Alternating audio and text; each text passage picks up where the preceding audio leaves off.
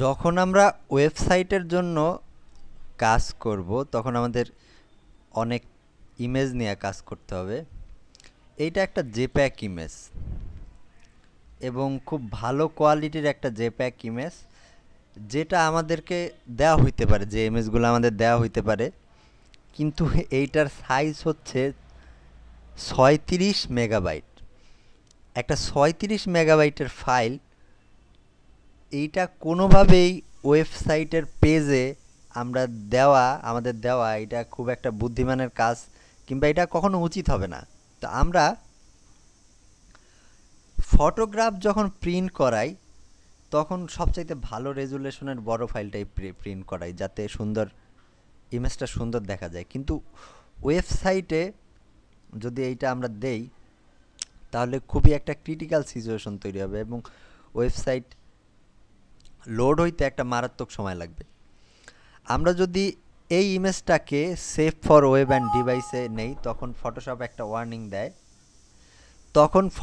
একটা ওয়ার্নিং দেয় যে এই ইমেজটা এত বড়, এত বেশি বড় যে তুমি এটা কন্টিনিউ করলে পরেও সাইজটা কিছুটা ক্র্যাঙ্ক হবে, এটা হবেই না, যে সাইজে আসে সেটা হবেই না। আমরা ইএস দেই, কন্টিনিউ করি, এবং এখানে আমরা দেখতে পাচ্ছি যে 36 মেগাবাইট ইউজ। এটা যদি অপটিমাইজ করি আমরা জেপ্যাকে,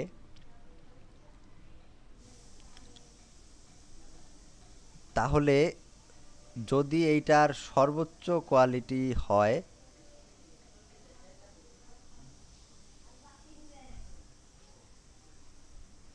তাহলে একটা বড় সময় এই ওয়েবসাইটটা লোড হইতে নেবে, এবং এই বড় সময়টা, মানে অপটিমাইজ করার এই বড় সময়টা খুবই ক্রিটিক্যাল। এবং যদি আমরা অপটিমাইজ করিও তাইলেও 36 মেগাবাইট ফাইল পাবো না, বড় জোর আমরা 10 মেগাবাইট ফাইল পাইতে পারি।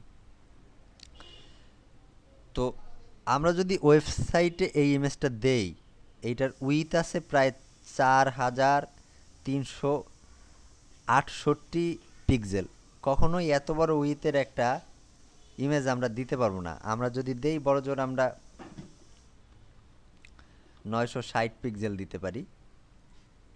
যখন আমরা ক্লিক করব তখন এইটা ফিট করে গেছে। এইটা হচ্ছে যদি দেই তাও একেবারে পুরা সাইট জুড়ে আসবে। সাধারণত আমরা 600 পিক্সেল এর একটা ফটোগ্রাফ দিতে পারি। এইটা হচ্ছে সাইজ, ম্যাক্সিমাম সাইজ। এবং যখন আমরা একটা দেব তখন এখানে দেখা গেছে যে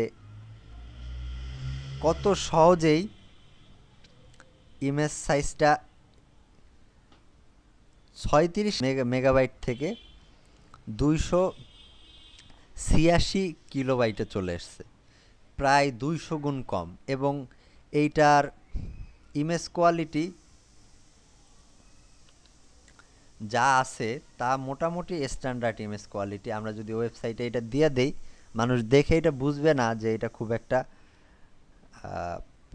ইমেজ কোয়ালিটি লুজ করছে। তারপরেও এই ইমেজটা নিয়ে সমস্যা আছে।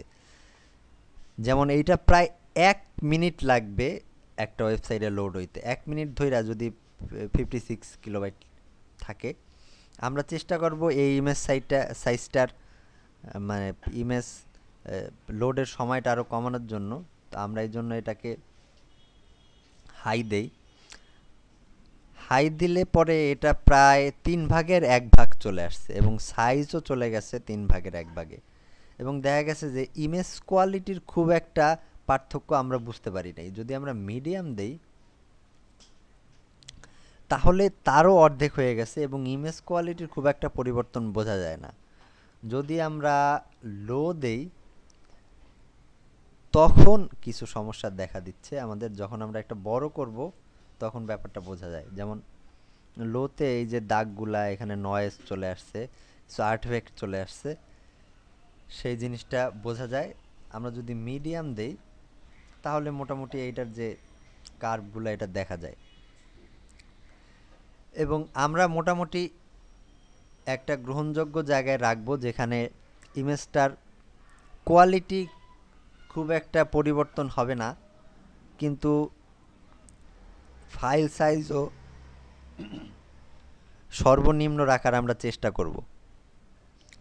তো আমরা যদি জেপ্যাগে রাখি, মিডিয়াম রাখি, এবং এটা যদি প্রোগ্রেসিভ স্ক্যান হয় কিংবা না হয়, তাহলে আমরা মোটামুটি একটা গ্রহণযোগ্য ইমেজ পাই।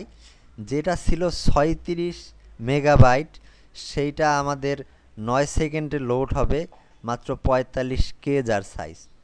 আমরা কোয়ালিটি এই বক্সটা দিয়েও ঠিক করতে পারি। এখানে যেটা হাই লো মিডিয়াম হয়, এখানে এই এই ডাউনিং বক্সেও ওই একই জিনিস হয়। আমরা মোটামুটি 30-32 রাখলে পরে এটা দিয়ে বোঝা যায় যে কি হবে। এবং এই ইমেজটাকে যদি আমরা সেভ করি এবং সেই ইমেজটাকে যদি আমাদের ওয়েবসাইটে ব্যবহার করি, তাহলে সেই ইমেজটা ওয়েবসাইটে প্রদর্শনযোগ্য ইমেজের মতো দেখাবে। আর নতুবা অন্য কোনোভাবে যদি অপটিমাইজ করে এটা ব্যবহার করি, তাইলে আমরা সঠিক মাপ পাবো না এবং সেই ইমেজটা ব্যবহার করা খুবই বুদ্ধিমানের কাজ হবে না। তোমরা এই চ্যাপ্টার থেকে বুঝতে পারলে কেন আমরা মানে পিকচার অপটিমাইজ করি এবং কিভাবে সেটা মেজার করি, যার ফলে আমাদের ওয়েবসাইটে সেইটা সবচাইতে সুন্দর কোয়ালিটিতে সবচাইতে কম সময়ে দেখানো যায়। তোমাদেরকে ধন্যবাদ।